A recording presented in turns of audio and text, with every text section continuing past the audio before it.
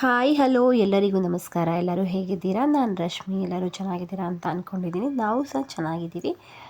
ಇವತ್ತು ಹಿಂದೆ ಸ್ವಲ್ಪ ಗಿಡಗಳೆಲ್ಲ ಹಾಕಿದ್ದೆ ಅಲ್ವಾ ಪಾಟ್ಗೆ, ಅದನ್ನು ನೋಡೋಣ ಅಂತ ಹೇಳಿ ಬಂದೆ.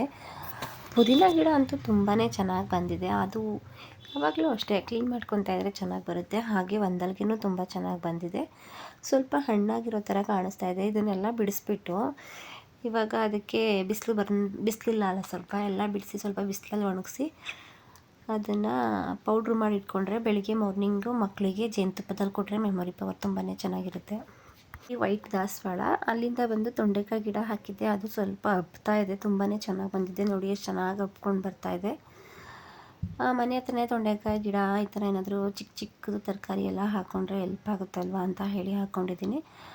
ಇಲ್ಲಿಗೂ ಒಂದಲ್ಗೆ ಸ್ವಲ್ಪ ಹಾಕಿದ್ದೆ. ಪಾಟೆಲ್ಲ ಕ್ಲೀನ್ ಮಾಡಿಸ್ಬೇಕು. ಕ್ಲೀನ್ ಮಾಡ್ಸೋಕ್ಕೆ ಆಗಿಲ್ಲ, ಮಳೆ ಎಲ್ಲ ಇದೆಯಲ್ವ. ಸ್ವಲ್ಪ ಮಳೆ ಕಡಿಮೆ ಆದಮೇಲೆ ಕ್ಲೀನ್ ಮಾಡಿಸ್ಬೇಕು. ಮಣ್ಣೆಲ್ಲ ಸ್ವಲ್ಪ ಹಳೇದಾಗಿದೆ, ಮತ್ತು ಪಾಟ್ಗೆ ಮಣ್ಣು ಚೇಂಜ್ ಮಾಡಿಸಿದ್ರೆ ತುಂಬಾ ಚೆನ್ನಾಗಿ ಬರುತ್ತೆ. ಹಾಗೆಯೇ ಗೊಬ್ಬರ ಎಲ್ಲ ಹಾಕಿಸ್ಬೇಕು. ನಾನು ಬಟ್ಟೆ ಎಲ್ಲ ಹಿಂದೆಯೇ ಹಾಕಿದ್ದೆ. ಬಿಸಿಲೇ ಇಲ್ಲ ಇವಾಗ, ಮಳೆ ಇರೋದ್ರಿಂದ ಬಟ್ಟೆ ಅಷ್ಟು ಒಣಗ್ತಾ. ಈ ಪಾಟಲ್ಲಿ ನಾನು ಅಲೋವೆರಾನ ಹಾಕಿದ್ದೀನಿ. ತುಂಬಾ ಒಳ್ಳೆಯದು ಫೇಸ್ಗೆ, ಹಾಗೆಯೇ ಹೇರಲ್ಲಿ ಡ್ಯಾಂಡ್ರಫ್ ಇದ್ದರೆ ಯೂಸ್ ಆಗುತ್ತೆ ಅಂತ ಹೇಳಿ ಹಾಕಿದ್ದೀನಿ. ತುಂಬ ದಪ್ಪ ಆಗ್ತಾಯಿದೆ, ಪಾಟಲ್ಲಿ ಸಾಲ್ತಾ ಇಲ್ಲ ಅದು. ಹಾಗೆ ಇದು ಗಂಟೆ ಸೊಪ್ಪು. ಗಂಟೆ ಹಣ್ಣಂತೂ ತುಂಬಾ ಬಿಟ್ಟಿದೆ. ಸಾನ್ವಿಗೆ ಬಿಡಿಸ್ಕೊಡ್ಬೇಕು, ತುಂಬ ಇಷ್ಟ ಅವಳಿಗೆ. ನಿನ್ನೆ ಬಂದು ನೋಡೇ ಇರಲಿಲ್ಲ, ಗಂಟೆ ಹಣ್ಣೆಲ್ಲ ಹಣ್ಣಾಗಿ ಹೋಗಿದೆ. ನಿಮಗೂ ಗಂಟೆ ಸೊಪ್ಪು ಗೊತ್ತಿದೆ ಅಂತ. ನಮ್ಮ ಕಡೆ ಎಲ್ಲ ಗಂಟೆ ಸೊಪ್ಪಿನ ಬಜ್ಜಿ, ಗಂಟೆ ಸೊಪ್ಪಿನ ಪಲ್ಯ ತುಂಬ ಜಾಸ್ತಿ ಮಾಡ್ತೀವಿ. ಗಂಟೆ ಸೊಪ್ಪಿನ ಪಲ್ಯ ಅಂತೂ ಆ ಜ್ವರ ಬಂದಾಗ ಬಾಯಿ ಕೆಟ್ಟೋಗಿರುತ್ತೆ ಅಲ್ವಾ, ಆವಾಗ ಮಾಡಿಕೊಂಡ್ರೆ ಸೊಪ್ಪು ಪಲ್ಯ ಎಲ್ಲ ಮಾಡಿಕೊಂಡ್ರೆ ತುಂಬಾ ಚೆನ್ನಾಗಿರುತ್ತೆ. ಶೀತಕ್ಕೂ ತುಂಬ ಒಳ್ಳೆಯದಿದು. ನಮ್ಮನೆ ಅಂತೂ ಯಾವಾಗಲೂ ಮಾಡ್ತಾ ಇರ್ತೀವಿ. ರೊಟ್ಟಿಗೆ ತುಂಬಾ ಕಾಂಬಿನೇಷನ್ ತುಂಬ ಚೆನ್ನಾಗಿರುತ್ತೆ. ಈ ರೆಸಿಪಿ ಏನಾದರೂ ಬೇಕು ಅಂತ ಹೇಳಿದ್ರೆ ಕಮೆಂಟ್ ಮಾಡಿ, ನಾನು ಈ ರೆಸಿಪಿನ ಶೇರ್ ಮಾಡ್ತೀನಿ. ಹಾಗೆಯೇ ಬಟ್ಟೆ ಕಬೋರ್ಡ್ ಎಲ್ಲ ಕ್ಲೀನ್ ಮಾಡ್ಕೊಳ್ಳೋಣ ಅಂತ ಹೇಳಿ ಸಾನ್ವಿ ರಜಾ ಇತ್ತಲ್ವ ಸಂಡೇ. ಅಮ್ಮ ಬಟ್ಟೆ ಎಲ್ಲ ಕ್ಲೀನ್ ಮಾಡಿಕೊಡಿ, ಕಬೋರ್ಡ್ ಎಲ್ಲ ಕ್ಲೀನ್ ಮಾಡ್ಕೊಂಬಿಡೋಣ ಅಂತ ಹೇಳಿ ಎಲ್ಲ ಬಟ್ಟೆ ಎಲ್ಲ ಕಿತ್ತಿ ಹರಗಿದ್ಲು. ಹಾಗೆಯೇ ಹಬ್ಬನೂ ಇತ್ತಲ್ಲ, ಕ್ಲೀನ್ ಮಾಡ್ಕೊಳ್ಳೋಣ. ಈ ಸಾನ್ವಿನೂ ಇದ್ಲಲ್ಲ, ಎಲ್ಲ ಅವಳು ನಾನು ಇಬ್ಬರು ಸೇರಿ ಕ್ಲೀನ್ ಮಾಡ್ಕೊಂಬಿಡೋಣ ಅಂತ ಹೇಳಿ ಅವಳು ಕಬೋರ್ಡ್ ಬಟ್ಟೆ ಎಲ್ಲ ಕಿತ್ತಾಕಿದ್ದಾಳೆ. ಅದನ್ನೆಲ್ಲ ಕ್ಲೀನ್ ಮಾಡ್ತಾಯಿದ್ದೀವಿ. ನೋಡಿ ಹರ್ಗೋದಕ್ಕೆ ಎಷ್ಟು ಬೇಗ ಇದು ಮಾಡಿಬಿಡ್ತಾಳೆ. ಅದನ್ನೇ ಬಾರೆ ಸ್ವಲ್ಪ ಮಡಿಸ್ಕೊಡೆ ಅಂದರೆ ಆಗಲ್ಲ. ಏನೋ ಅವಳು ಕಬೋರ್ಡ್ ಆಗಿರೋದಕ್ಕೋಸ್ಕರ ಬಂದಿದ್ದಾಳೆ. ಹೆಲ್ಪ್ ಮಾಡಿಕೊಡ್ತೀನಿ ಅಮ್ಮ ನಾನು ಅಂತ ಹೇಳಿ ಎಲ್ಲ ಇಬ್ಬರು ಸೇರಿ ಹೆಲ್ಪ್ ಮಾಡಿಕೊಂಡು ಕಬೋರ್ಡ್ ಎಲ್ಲ ಕ್ಲೀನ್ ಮಾಡ್ಕೊಂಡ್ವಿ. ಫಸ್ಟ್ ಸ್ಟೆಪ್ಪಲ್ಲಿ ಅವಳು ಫ್ರಾಕ್ಸ್ ಎಲ್ಲ ಇದೆ, ಆ ಫ್ರಾಕ್ಸ್ ಎಲ್ಲ ಡ್ರೈ ಕ್ಲೀನಿಗೆ ಕೊಡಬೇಕು. ಹಾಕಿ ಒಂದೊಂದ್ಸಲ ಹಾಗೆ ಇಟ್ಬಿಟ್ಟಿದ್ದಾಳೆ. ಇವೆಲ್ಲ ಸ್ವಲ್ಪ ಚಿಕ್ಕವಾಗ್ತಾಯಿದೆ ಅವಳಿಗೆ. ಮುದ್ದು ಇದ್ದಾಳಲ್ಲ, ಆ ಮುದ್ದುಗೆ ಆಗುತ್ತೆ ಅಂತ ಹೇಳಿ ಇಟ್ಟಿದ್ದೀನಿ. ಇದನ್ನೆಲ್ಲ ಒಂದು ಕಡೆ ಸ್ಟೋರ್ ಮಾಡಿ ಪ್ಯಾಕ್ ಮಾಡಿ ಇಟ್ಬಿಟ್ರೆ ಮುದ್ದು ಸ್ವಲ್ಪ ದೊಡ್ಡವಳಾದಮೇಲೆ ಅವಳಿಗೆ ಆಗುತ್ತೆ ಅಲ್ವಾ ಅಂತ ಇಟ್ಕೊಂಡಿದ್ದೀನಿ. ಡ್ರೈ ಕ್ಲೀನಿಗೆ ಕೊಟ್ಟು ಅದನ್ನೆಲ್ಲ ತರಿಸಿ ಕ್ಲೀನ್ ಮಾಡಿ ಇಟ್ಕೊಬೇಕು. ನೋಡಿ ಎಲ್ಲ ಮಡ್ಸಾಯಿತು. ಒಂದು ಕಡೆ ಟವಲ್ಲು ಈ ಥರ ಎಲ್ಲ ಮಡಿಸಿ ಅರೇಂಜ್ ಮಾಡಿಟ್ಟೆ. ಇವಾಗ ಇದೆಲ್ಲ ಆದಮೇಲೆ ಸ್ವಲ್ಪ ಮನೆಯೂ ಕ್ಲೀನ್ ಮಾಡ್ಕೊಂಬಿಡೋಣ. ಹಬ್ಬ ಬಂತಲ್ಲ, ಸ್ವಲ್ಪ ಧೂಳಿದ್ರೆ ನನಗೂ ಆಗಲ್ಲ.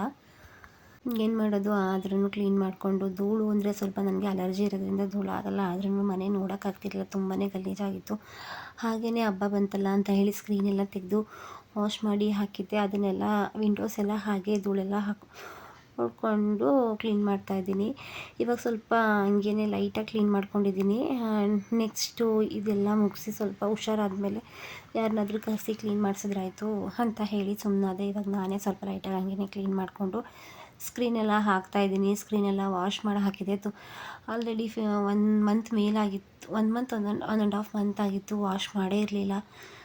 ಹುಷಾರಿಲ್ಲ, ಹಾಸ್ಪಿಟಲ್ಲು, ಮನೆಯೇ ಕ್ಲೀನ್ ಮಾಡೋಕ್ಕಾಗಿರಲಿಲ್ಲ. ಅದಕ್ಕೆ ಎಲ್ಲನೂ ಕ್ಲೀನ್ ಮಾಡ್ಕೊತಾ, ದಿನ ಒಂದೊಂದು ಮಾಡಿಕೊಂಡ್ರೆ ಆಗುತ್ತಲ್ವ ಅಂತ ಹೇಳಿ ಕ್ಲೀನ್ ಮಾಡ್ಕೊತಾ ಇದ್ದೀನಿ. ಅಮ್ಮನೂ ಇಲ್ಲ, ಅಮ್ಮನೂ ಊರಿಗೆ ಹೋದರು. ಅಮ್ಮ ಇದ್ದರೆ ಸ್ವಲ್ಪ ಹೆಲ್ಪ್ ಆಗ್ತಿತ್ತು. ಅಮ್ಮನೂ ಊರಿಗೆ ಹೋದರು. ಇವಾಗ ಪಾಪುನೂ ನಾನೇ ನೋಡ್ಕೊಬೇಕು, ಮತ್ತು ಸಾನ್ವಿ ಸ್ಕೂಲಿಗೆ ಅವಳನ್ನೂ ರೆಡಿ ಮಾಡಬೇಕು. ಅವಳಿದ್ರೆ ಮನೇಲಿ ಸ್ವಲ್ಪ ಹೆಲ್ಪ್ ಮಾಡಿಕೊಡ್ತಾಳೆ. ಅಮ್ಮ ನಾನು ಇದನ್ನೆಲ್ಲ ಬಿಡಿ, ನಿಮ್ಗೆ ಹೆಲ್ಪ್ ಮಾಡಿಕೊಡ್ತೀನಿ ಅಂತ ಹೇಳಿ ಹೆಲ್ಪ್ ಮಾಡಿಕೊಡ್ತಾಳೆ. ಅವಳು ನಾನು ಇಬ್ಬರು ಸೇರಿ ಸ್ವಲ್ಪ ಮನೇನ ಕ್ಲೀನ್ ಮಾಡ್ಕೊತಾ ಇದ್ದೀವಿ. ಸ್ಕ್ರೀನು ಇದನ್ನು ನಾನು ವಾಷಿಂಗ್ ಮಿಷಿನ್ಗೆ ಹಾಕ್ತೀನಿ, ಕೈಯಲ್ಲೇನು ಒಗೆಯೋಕ್ಕೆ ಹೋಗಲ್ಲ. ನನಗೆ ಸ್ವಲ್ಪ ಶೀತ ಆಗಿಬಿಡುತ್ತೆ ಅಲ್ವಾ, ಅದಕ್ಕೋಸ್ಕರ ನಾನು ಹಾಗೆಯೇ ವಾಷಿಂಗ್ ಮಿಷಿನ್ಗೆ ಹಾಕಿ ಕ್ಲೀನ್ ಮಾಡಿಕೊಂಡೆ. ನೆಕ್ಸ್ಟು ಸಾನ್ವಿ ಟೇಬಲೆಲ್ಲ ಕ್ಲೀನ್ ಮಾಡ್ತೀನಿ ಅಮ್ಮ ಅಂತ ಹೇಳಿ ಅವಳೇ ಟೇಬಲೆಲ್ಲ ಕ್ಲೀನ್ ಮಾಡ್ಕೊತಾ ಇದ್ದಾಳೆ. ಇದವಳು ಬುಕ್ಸ್ ಎಲ್ಲ ಇಟ್ಕೊತಾಳೆ. ಅವಳಿಗೆ ಟ್ಯೂಷನ್ಗೆ ಹೋಗೋದಿತ್ತು, ಅದಕ್ಕೆ ಟೇಬಲೆಲ್ಲ ಕ್ಲೀನ್ ಮಾಡಿ ಅದನ್ನು ಜೋಡಿಸಿ ಎಲ್ಲ ಮಾಡಿ ಅವಳು ಟ್ಯೂಷನ್ಗೆ ಹೊರಡ್ತೀನಿ ಅಂತ ಹೇಳಿ ಹೊರಟ್ಲು. ಪರವಾಗಿಲ್ಲ, ಅವಳು ನನಗೆ ತುಂಬಾ ಹೆಲ್ಪ್ ಮಾಡ್ತಾಳೆ. ಒಂದೊಂದು ಸಲ ಅಷ್ಟೇ, ತುಂಬ ಓದೋದಿದೆ ಅಂತ ಹೇಳಿದ್ರೆ ಹೆಲ್ಪ್ ಮಾಡಲ್ಲ ಅವಳು. ಇಲ್ಲ ಅಂದರೆ ನನ್ನ ಅಮ್ಮ ನಾನು ಹೆಲ್ಪ್ ಮಾಡ್ತೀನಿ ಬಿಡಿ ಅಮ್ಮ ಅಂತ ಹೇಳಿ ಹೆಲ್ಪೆಲ್ಲ ಮಾಡ್ತಾಳೆ.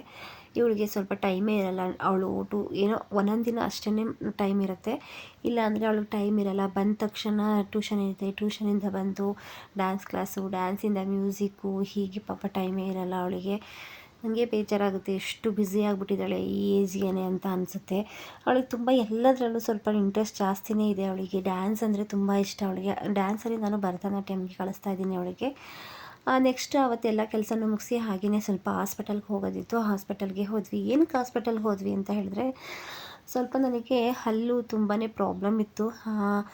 ಬೇರೆ ಒಂದು ಹಲ್ಲನ್ನ ಕೀಳ್ಸಿದ್ದೆ, ಹಲ್ಲು ಹಾಕ್ಸೋಣ ಅಂತ ಹೇಳಿ ಹೋದ್ವಿ. ಅವ್ರು ಹೇಳಿದ್ರು ಬೇಡ ಹಲ್ಲು ಹಾಕ್ಸೋದು, ಇನ್ನೊಂದು ಹಲ್ಲಿದೆಯಲ್ಲ ಅದಕ್ಕೆ ರೂಟ್ ಕೆನಲ್ ಮಾಡಿಸಿ ಆ ಹಲ್ಲಾದರೂ ಉಳಿಸ್ಕೊಳ್ಳಿ ಅಂತ ಹೇಳಿದ್ರು.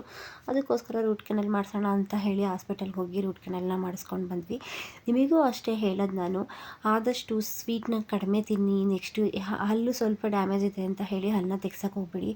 ಆದಷ್ಟು ರೂಟ್ ಕೆನಲ್ ಮಾಡಿಸಿ ಹಲ್ಲನ್ನ ಉಳಿಸ್ಕೊಳ್ಳಿ. ಮುಂದೆ ತುಂಬಾ ಪ್ರಾಬ್ಲಮ್ ಆಗುತ್ತೆ. ಇವಾಗೆ ಮಕ್ಳಿಗೂ ಅಷ್ಟೇ ಸ್ವೀಟ್ಸ್ ಎಲ್ಲ ಕೊಡೋದನ್ನ ಕಮ್ಮಿ ಮಾಡಿ. ನಾವು ಹೋದಾಗ ಒಂದು ಮಗುಗೂ ಅಷ್ಟೇ ರೂಟ್ ಕೆನಲ್ ಮಾಡಿಸ್ತಿದ್ರು, ತುಂಬಾ ಅಳ್ತಾ ಇತ್ತು ಪಾಪು.